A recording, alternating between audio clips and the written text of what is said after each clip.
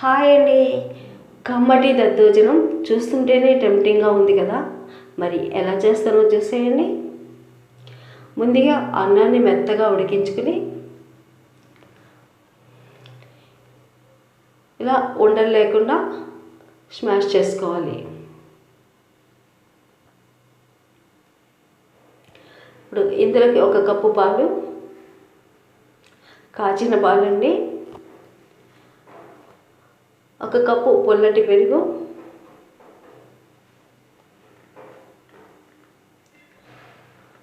వేసుకుని అంతా కలిసేటట్లుగా ఉండలు లేకుండా కలుపుకోవాలి.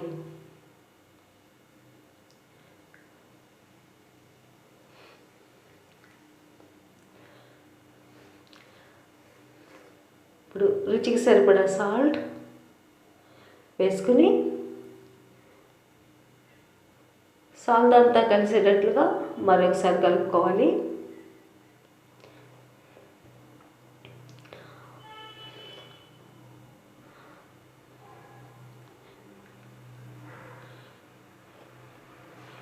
ఇలా కలుపుకున్న తర్వాత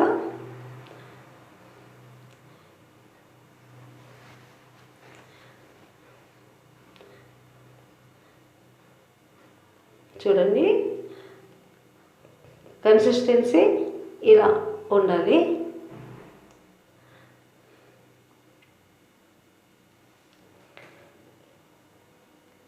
ఈ దద్దోజనం ప్రయాణాల్లోకి చాలా బాగుంటుంది. ఇప్పుడు 2 ఇంచుల అల్లం సన్నటి తరుగు, 2 పచ్చిమిర్చి సన్నటి తరుగు, కొద్దిగా కొత్తిమీర వేసుకుని మరొకసారి కలిసేటట్లుగా కలుపుకోవాలి.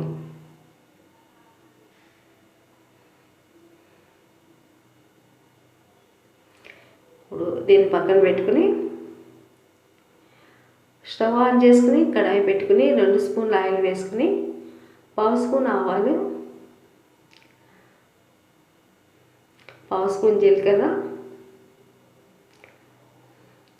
మినపప్పు 1 స్పూను వేసుకుని పోపుని దోరగా వేయించుకోవాలి.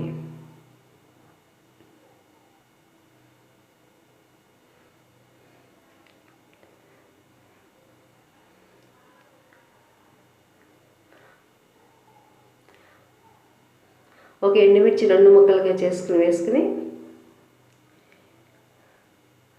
ఎండుమిర్చి కూడా బాగా వేగేటట్లుగా వేయించుకోవాలి.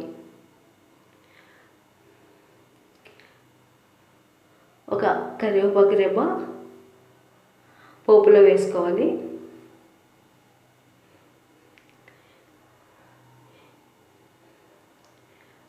ఈ దోరగా వేగిన పోపును పెరుగన్నంలోకి షిఫ్ట్ చేసుకోవాలి.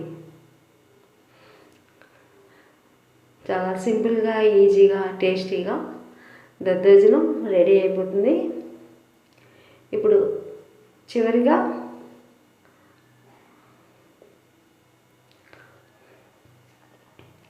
కొన్ని ఆరెంజ్ ముక్కలు, కొన్ని గ్రేప్స్ ముక్కలు వేసుకుంటే టేస్ట్ ఇంకా చాలా బాగుంటుంది. చాలా కమ్మగా ఉండే ఈ దద్దోజనం మీకు నచ్చింది అనుకుంటున్నాను. ఒకసారి ట్రై చేసి ఎలా వచ్చిందో కామెంట్ చేయండి. ఈ వీడియో మీకు నచ్చినట్లయితే మీ ఫ్రెండ్స్ అండ్ ఫ్యామిలీ మెంబర్స్కి షేర్ చేయండి. లైక్ చేయడం, సబ్స్క్రైబ్ చేయడం మాత్రం మర్చిపోకండి. పక్కనే ఉన్న బెల్ ఐకాన్ని క్లిక్ చేస్తే నా ఛానల్లో వచ్చే లేటెస్ట్ వీడియోస్ మీకు అప్డేట్ అవుతాయి. Thank you.